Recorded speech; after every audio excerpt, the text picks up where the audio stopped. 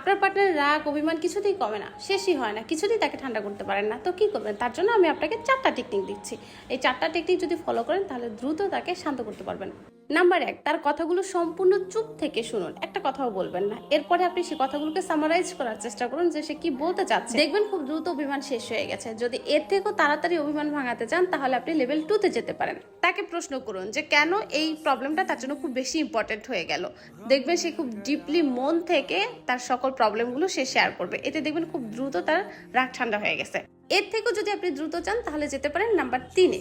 তাকে বলুন যে হ্যাঁ, এখন আমি বুঝতে পারতেছি অ্যাকচুয়ালি তোমার ভিতর দিয়ে কি যাচ্ছে, তুমি কেন এত বেশি রাগ করছো, কি জন্য তুমি এরকম করতেছো, এখন আমি তোমার কথাগুলো বুঝতে পারতেছি। এই একটা লাইন তাকে দেখবেন খুব দ্রুত শান্ত করে দিবে যদি আপনি একবার বুঝতে পারেন। এর থেকেও দ্রুত যদি আপনি অভিমান ভাঙাতে চান তাহলে আপনাকে যেতে হবে নাম্বার 4-এ।